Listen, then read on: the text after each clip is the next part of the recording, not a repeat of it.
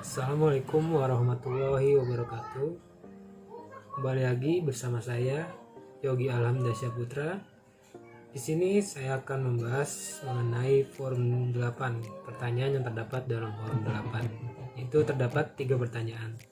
Pertanyaan yang pertama yaitu, apa saja metode sampling dalam audit? Metode sampling dalam audit terdapat beberapa metode yang dipilih untuk memilih sampel diantaranya. Yang pertama itu pemilihan acak. Pada metode pemilihan acak ini ditetapkan melalui pencipta angka acak atau random number generator. Contohnya, dalam tabel terdapat angka yang diacak atau random number generator. Yang kedua adalah pemilihan sistematik. Pada pemilihan sistematik ini, di dalamnya terdapat jumlah unit sampling dalam populasi dibagi ukuran sampel untuk memperoleh interval sampling.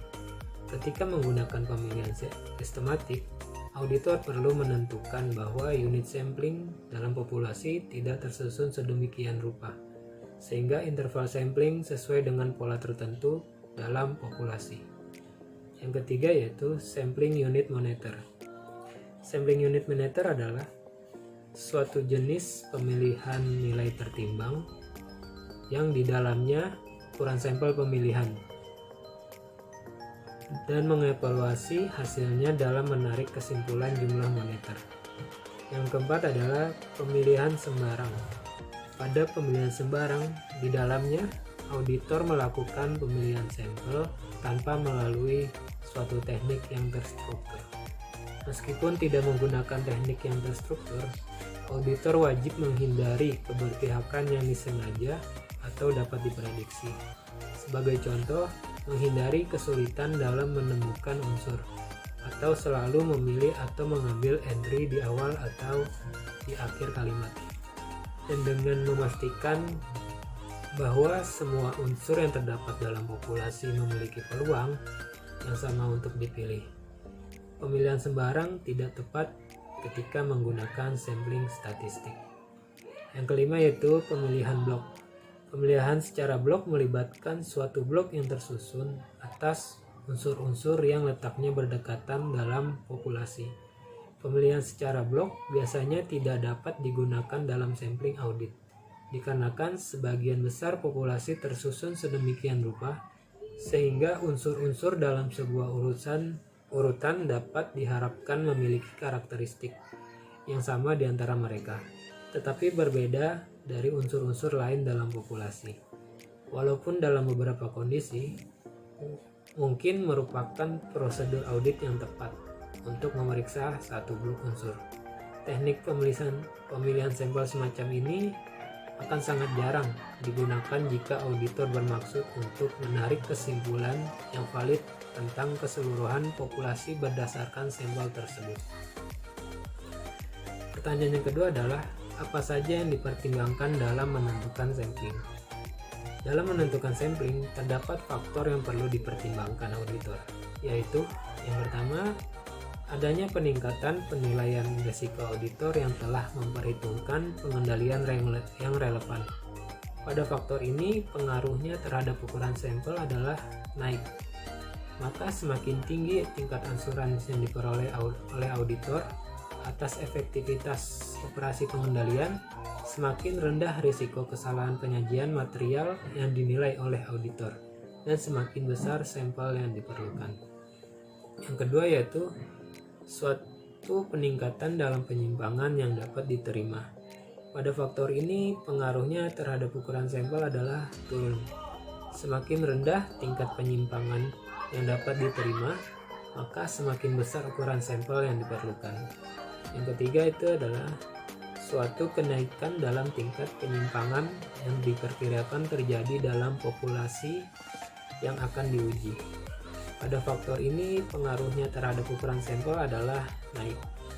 Semakin tinggi tingkat penyimpangan yang diperkirakan terjadi, semakin besar ukuran sampel yang diperlukan, sehingga auditor dapat membuat estimasi yang wajar tentang tingkat penyimpangan yang sesungguhnya. Yang keempat itulah suatu kenaikan dalam tingkat asurans yang auditor harapkan bahwa tingkat penyimpangan yang dapat diterima tidak melebihi tingkat penyimpangan yang sesungguhnya dalam populasi. Pada faktor ini, pengaruhnya terhadap ukuran sampel adalah naik.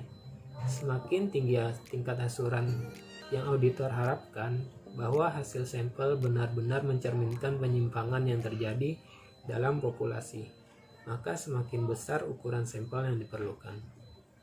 Lalu yang kelima adalah suatu kenaikan dalam jumlah unit sampling dalam populasi. Pada faktor ini pengaruhnya terhadap ukuran sampel adalah mengenai dampak ukuran sampel dapat diabaikan. Untuk populasi yang besar, ukuran aktual populasi sedikit berdampak jika ada, termasuk ukuran sampel.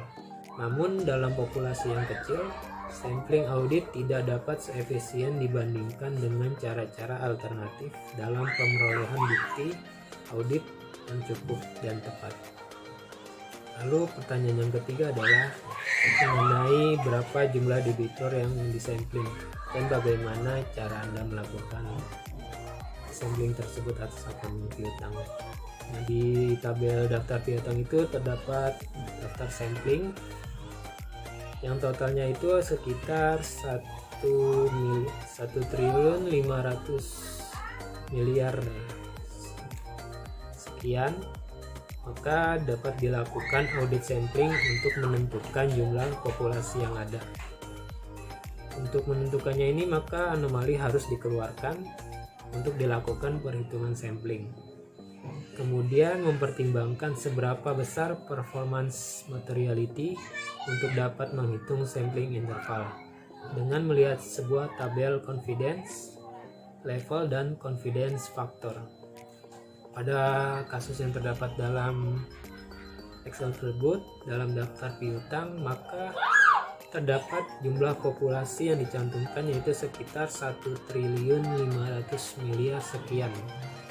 Maka diasumsikan bahwa jika performance materiality-nya sebesar 80% dan pada confidence levelnya sebesar 90%, maka sampling intervalnya itu ya sekitar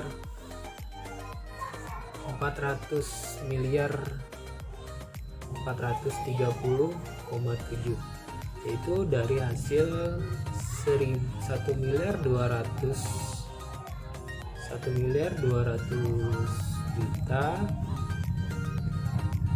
dibagi 3. 1.200.000.000 itu didapat dari 1.500 miliar dikali 80%. 80%-nya ini adalah performance materiality-nya. Nah, untuk menentukan sampel size-nya, diasumsikan ini anomalinya itu sekitar 95 juta. Maka dapat dihitung yaitu jumlah total populasinya yaitu sebesar 1.500 miliar dikurang dengan 95 juta. 95 juta itu dibagi dengan 430,7 dan hasilnya terdapat 3 sampel. Jika berdasarkan monetary unit sampling, maka sampel ini bisa diambil dari nilai terbesar dari keseluruhan populasi yang terdapat dalam daftar piutang. Nah, urutan 3 data terbesar itu, yang pertama itu terdapat pada urutan 31.295 dengan nomor debitur 480 10.500 16807.